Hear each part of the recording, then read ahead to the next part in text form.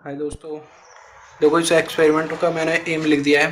तो देखो इसका एम है to find out the strength of given solution of copper sulphate with iodometrically. ठीक है, इसका थ्योरेटिकल पोर्शन ये है कि copper sulphate solution liberates iodine, ठीक है, ऑन रिएक्टिंग विद के आई। समझे? जो कॉपर सल्फेट सॉल्यूशन है वो लिबरेट करता है iodine with when reacting with potassium iodide solution and liberated iodine जो है, जो ये I2 मॉलिक्यूल लिबरेट होंगे, ठीक है, अगर हम उनका टाइट्रेशन करा दें सोडियम थायोसल्फेट के अगेंस्ट तो वो कंडीशन कहलाई जाती है आयोडोमेट्रिकल कंडीशन। ठीक है, तो इसमें एक इंपॉर्टेंट रिएक्शन है 2ICU 2 plus ion plus 4I negative reaction mark Cu2I2 plus I2 molecule. देखो ये रहा, ये I2 मॉलिक्यूल से लिबरेट हो रहा है। ठीक है, फिर है सल्फेट 2H2O3 -2 प्लस I2। जो ये लिबरेटेड मॉलिक्यूल है ये रिएक्शन में पार्टिसिपेट करेगा। ठीक है, फिर H4O6 -3 -2 चार्जेस आ जाएगा। ठीक है, -2 चार्जेस। ठीक है, और फिर 2 आयोडीन नेगेटिव आयन रिलीज हो जाएंगे वहाँ से। अब देखो रिएक्शन मार्क यहाँ से देखते हैं, बस ये इंपॉर्टेंट रिएक्शन है। अब देखो एक कंडीशन लेते हैं हम, ये सोडियम थायोसल्फेट मॉलिक्यूल वर्क कर रहा है यहाँ पे। ठीक है, सोडियम थायोसल्फेट मॉलिक्यूल स्पीसीज। ठीक है, और यहाँ पे प्रोसीजर लिखते हैं यार। देखो मैं चलो वही लिख देता हूँ पहले, एपरेटस रिक्वायर्ड।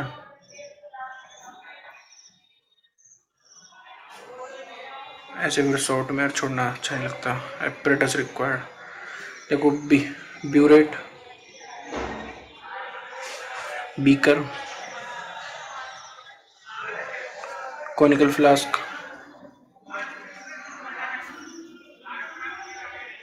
ठीक है, ब्यूरेट हो गया, बीकर हो गया, कॉनिकल फ्लास्क हो गया, और फ्यूनल हो गया, और वो भी देवा है पीपेट। ठीक है, जैसे कि हम वॉल्यूम शक करेंगे पीपेट।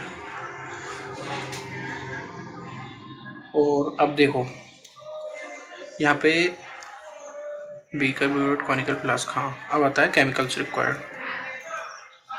केमिकल रिक्वायर्ड, देखो पहला तो वही है कॉपर सल्फेट CuSO4।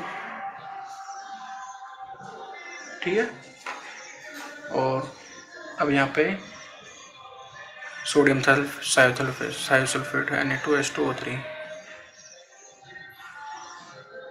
और फिर है starch solution.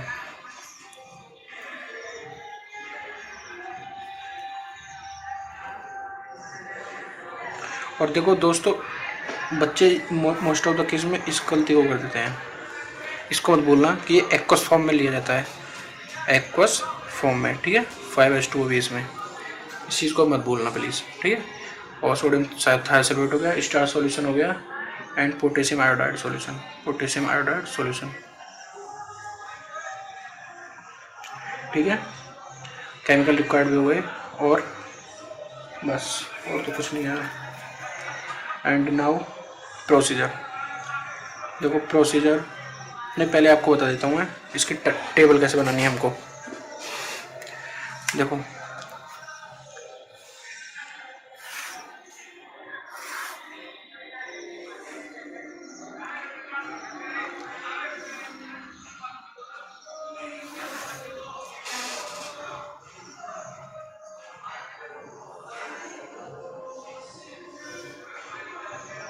Volume of pipette.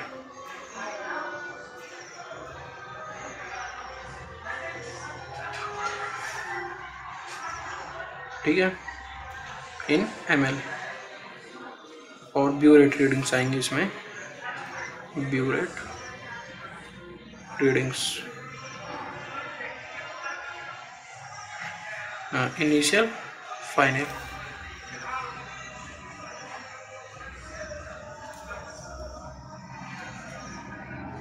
ठीक है, और यहाँ पे हो जाएगी कॉन्कॉर्डेंट रीडिंग, कॉन्कॉर्डेंट रीडिंग।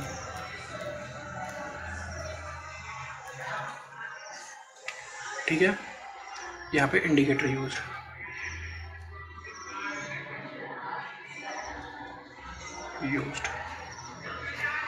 ठीक है। अब देखो सीरियल नंबर 1 2 3 ऐसे करके कर देना। देखो हर बार जो वॉल्यूम लिया जाएगा वो 10 ml ही लिया जाता है फिक्स, ठीक है, पिपेट का। मैंने जो पर्पज़ किया था वो तो 10 ml के साथ कर ला। एक बार अपना पीपेट आप देख लेना, उस पर लिखा भी रहता है, अगर नहीं लिखा हो तो अपने टीचर से पूछ लेना, ठीक है। तो जैसे कि अब देखो मैं डायरेक्ट चलता हूँ पहले प्रोसीजर पे, ठीक है। देखो प्रोसीजर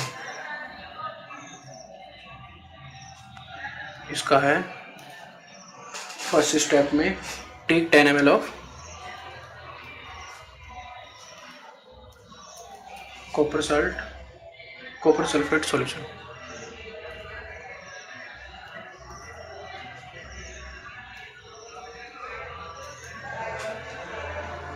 having normality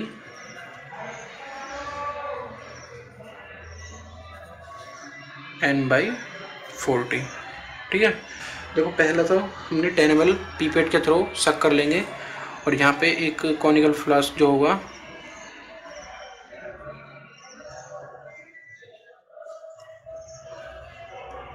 ठीक है, यहाँ पे हमने मानो 10 ml कॉपर सल्फेट सॉल्यूशन डाल दिया, ठीक है।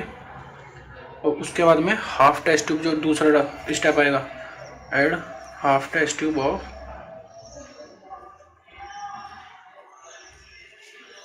Potassium iodide solution into it, ठीक है। और जब हम इसमें हाफ टेस्ट ट्यूब डाल देंगे तो इसको टाइट्रेट करेंगे, titrate this solution against the sodium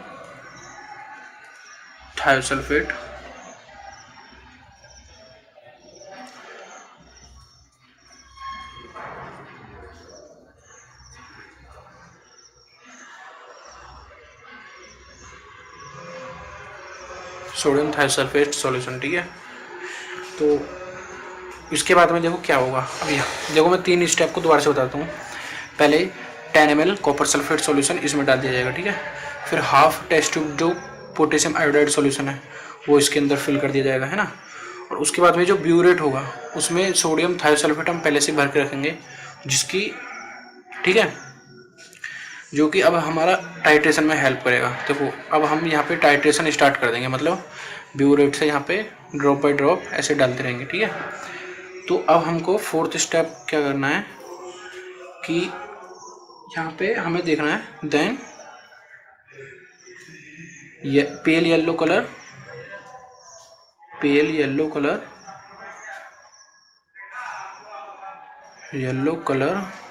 is obtain,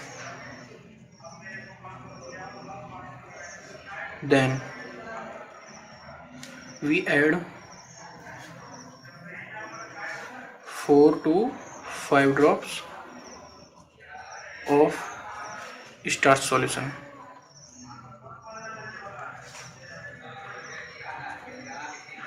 ठीक है। इसका मीनिंग हुआ कि जब हमने हाफ टेस्ट ट्यूब भी डाल दिया और कॉपर सल्फेट सॉल्यूशन भी डाल दिया और टाइट्रेशन स्टार्ट कर दिया, तो वहाँ पे हमको एक येलो पेल कलर ऑब्टेन होगा।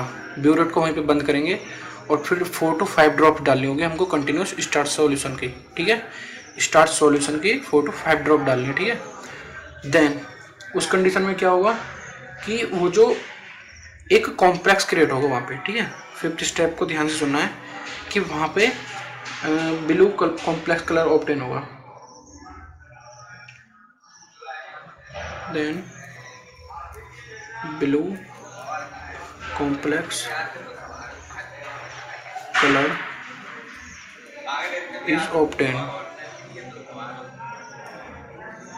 then we continue the titration with sodium thiosulfate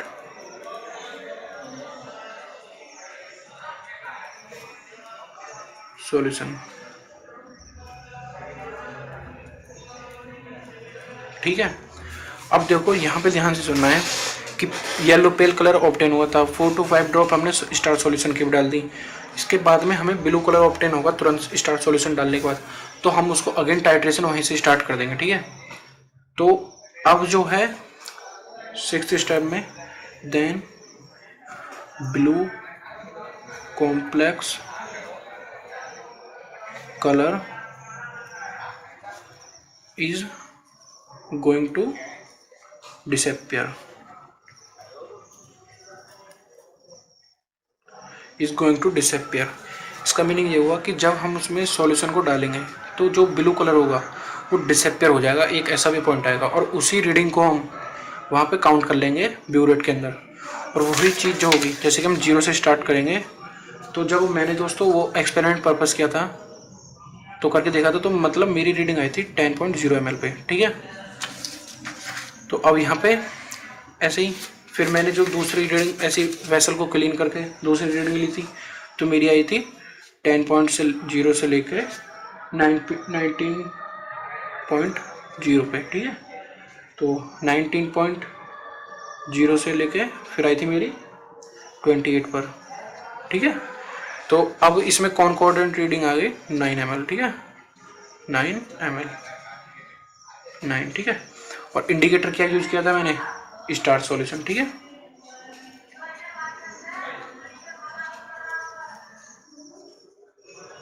ये हो गई आपकी रीडिंग टेबल। ठीक है, इसको यहीं पर रख देता हूँ। अब आपको यहाँ पे देखना है, स्टेप्स को एक बार याद समराइज कर देता हूँ। देखो यार, 10 ml of copper sulphate solution, half test tube डाल देना है potassium sulphate, potassium iodide solution.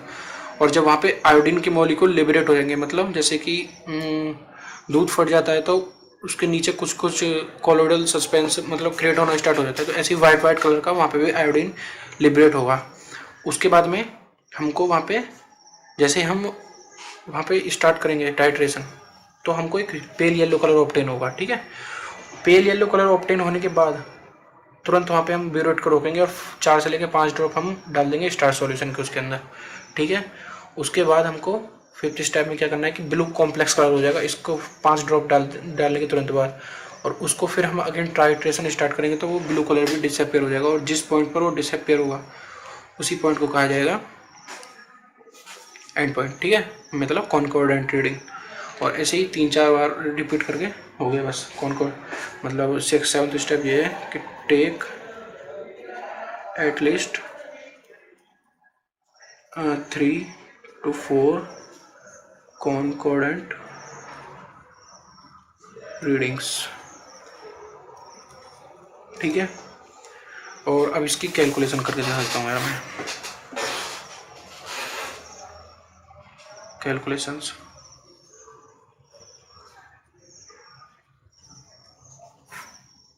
N1 V1 equal to N2 V2। तो N1 की वैल्यू देखो 1/40 इंटू V1 कितना आया था मेरा 9 ml। ठीक है, M2 की वैल्यू कितनी है हमें फाइंड करनी है, और V2 हमने कितना लिया था 10 ml।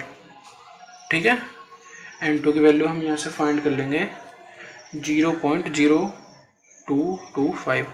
मेरी दोस्तों इतनी आई थी। ठीक है, अब आप अपनी अपनी देख लेना, जो भी आप एक्सपेरिमेंट करके देखोगे वहाँ पे लैब में। तो यहाँ पर जिसको यार स्टेप थोड़ा बहुत उतारने हो तो उतार लो, मैं एक सेकंड देखता हूँ अभी।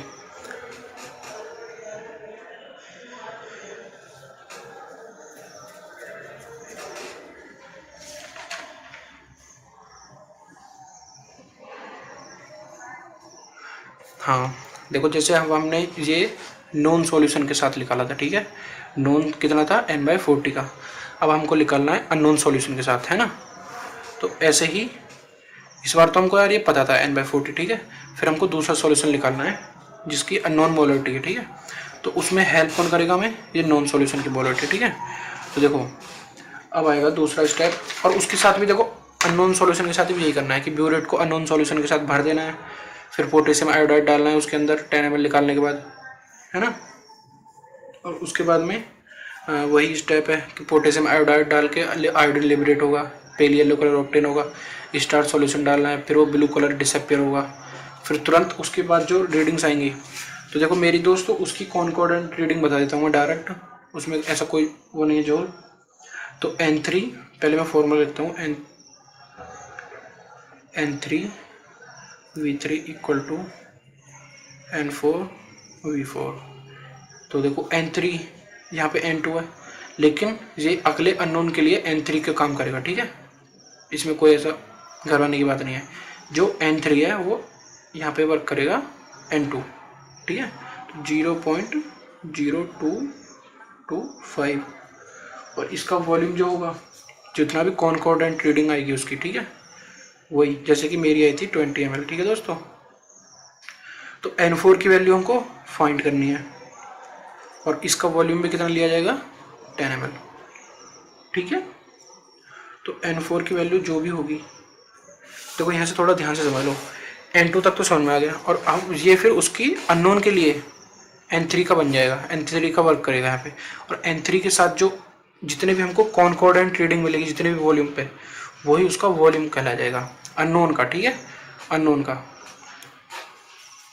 तो यहाँ पे N4 की वैल्यू आ गई, मेरी आई थी 0.045 वैल्यू, ठीक है। और स्ट्रेंथ फाइंड करनी है हमको, तो नॉर्मेलिटी इनटू इक्वलेंट वेट, ठीक है। तो कुछ नहीं यार, नॉर्मेलिटी में इक्वलेंट वेट निकाल के K2 कॉपर सल्फेट 5s2 होगा, मल्टीप्लाई कर देना, तो मेरा आ गया था 11.23 ग्राम पर लीटर, निकाल देना यार, बस यही है जनाब। और क्या इसमें समराइज कराऊँ, देखो कोई कंफ्यूजन की रिटर्न,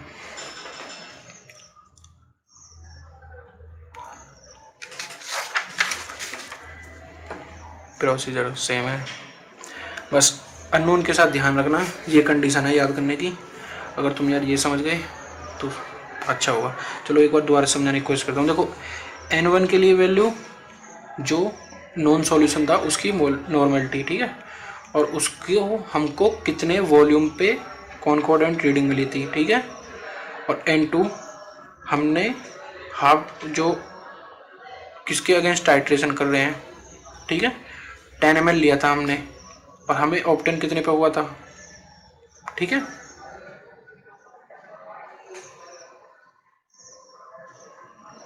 बस यहीं पे है दोस्तों, N2 की वैल्यू फाइंड करके N3 की में हेल्प करेगी, N4 की वैल्यू काउंट हो जाएगी। स्ट्रेंथ फाइंड करने के लिए नॉर्मलिटी का जो अननोन का निकला है उसी में इक्वलेंट वेट की मल्टीप्लाई कर देंगे। इक्वलेंट वेट फाइंड कर लेना कॉपर सल्फेट सॉल्यूशन का, CuSO4 5s2, ठीक है। तो मेरी तो ये आई थी, आप अपने अपना देख लेना लैब में जाके परफॉर्म करके। बस दोस्तों यहीं पर ख़त्म करते हैं इस वीडियो को, काफ़ी लंबा हो गया है।